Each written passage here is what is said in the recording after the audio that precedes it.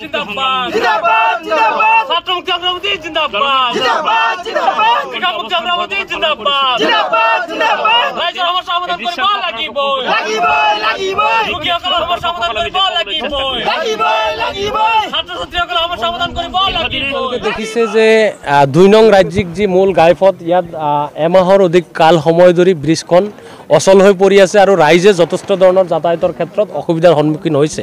আমি বিভিন্ন স্তৰৰ ৰাইজে জনাইছে যে আমাৰ বিভিন্ন ধৰণৰ অসুবিধাৰ সন্মুখীন হৈছে। ইফালে ডক্টৰসকলে আমাক জনাইছে যে আমাৰ যাতায়াতৰ ক্ষেত্ৰত যথেষ্ট অসুবিধা হৈছে। বিভিন্ন ছাত্ৰ ছাত্ৰীসকলে দাবী জনাইছে যে আমি স্কুল কলেজত যোৱাৰ ক্ষেত্ৰত অসুবিধা হৈছে। বিভিন্ন ধৰণৰ অধিবক্তাসকলে জনাইছে যে আমাৰ চলাচল কৰাৰ ক্ষেত্ৰত যথেষ্ট অসুবিধা হৈছে। আচলতে সৰ্বতো স্তৰৰ ৰাইজৰ বিভিন্ন ক্ষেত্ৰত যাতায়াতৰ অসুবিধাৰ সন্মুখীন হৈছে। আপোনালোকে জানে যে প্ৰায় ১৫ পৰা ১৬ দিন আগত আমি ছাত্ৰ মুক্তি সংগ্ৰাম সমিতিয়ে এটা কাৰ্যসূচী হাতত লৈছিলোঁ আৰু তাৰ প্ৰতি সন্মান জনাই লোকসকলক আচলতে ভৰিৰে খোজকাঢ়ি চলিবলৈ দলংখন মুকলি কৰি দিছিলে। আমি দাবী জনাইছিলোঁ তেতিয়া যে দুচকীয়া বাহন চলাচল কৰিব দিব লাগে আৰু যিসকল ৰোগী বিভিন্ন নামনি অসমৰ বিভিন্ন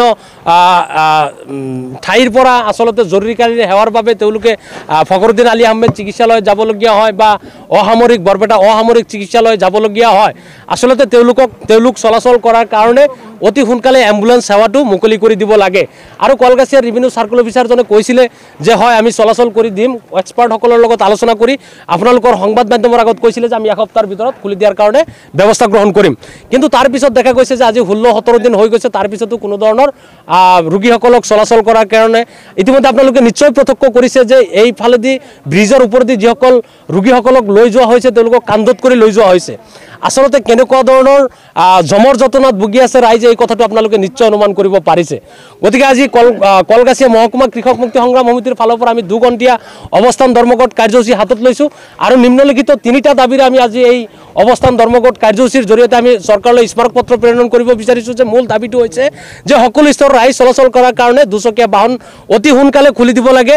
দ্বিতীয় দাবীটো হৈছে যে ইয়াত চলি থকা অবৈধ খনন কাৰ্য বালি খনন কাৰ্য বন্ধ কৰিব লাগে আৰু যিসকল লোকে ইয়াত জড়িত হৈ আছে তেওঁলোকক কঠোৰৰ পৰা কঠোৰ শাস্তি প্ৰদান কৰিব লাগে। ৩ নম্বৰ দাবীটো হৈছে যে গধুৰ যান বাহন চলাচল কৰাৰ ক্ষেত্ৰত আচলতে চৰকাৰে নিৰ্ধাৰিত এটা সময় ধৰি দিব লাগে যে আমি এমাহৰ ভিতৰত বা ১৫ দিনৰ ভিতৰত বা ৬ মাহৰ ভিতৰত আমি গধুৰ যান বাহন চলাচল কৰাৰ কাৰণে ব্যৱস্থা গ্ৰহণ কৰিম। এই কথাটো আমি চৰকাৰৰ পৰা বা জিলা প্ৰশাসনৰ পৰা আমি স্পষ্টভাৱে বিচাৰিছোঁ।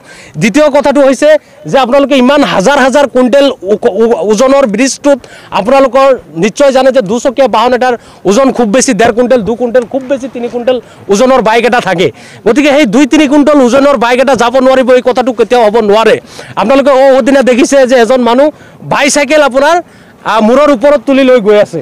চিন্তা কৰক ইয়াত উপস্থিত থকা যিসকল চৰকাৰী বিষয়ববীসকল আছে তেওঁলোকৰ মূৰত কেনেকুৱা ধৰণৰ মানসিকতা বা তেওঁলোকৰ মূৰত কি আছে মই এই কথাটোৱে বুজিব নোৱাৰোঁ যে চাইকেল এটা লৈ তেওঁলোকে খোজকাঢ়ি যাব দিয়া নাই, চাইকেলটো ওখ কৰি লৈ যাব দিছে।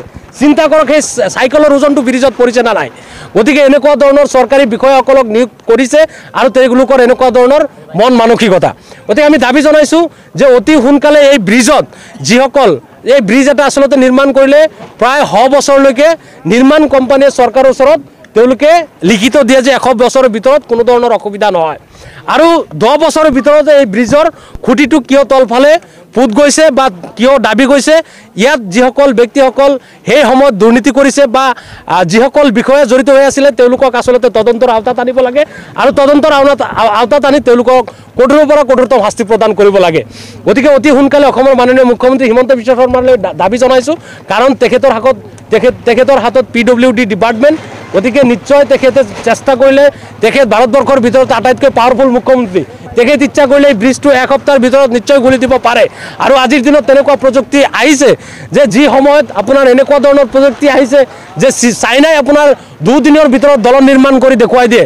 বিভিন্ন ধৰণৰ উন্নয়নশীল ৰাষ্ট্ৰই আপোনাৰ এসপ্তাহ 10 দিনৰ ভিতৰত নতুন ব্ৰিজ এটা নিৰ্মাণ কৰি আপোনাৰ সম্পূৰ্ণভাৱে ৰাইজৰ কাৰণে চলাচল কৰি দিব লাগে। সেই সময়ত কিয় এটা ব্ৰিজৰ খুঁটা আপোনাৰ পুত যোৱাত এইটো আপ কৰিব নোৱাৰিব, এই কথাটো আটাইতকৈ প্ৰশ্নবোধক কথা।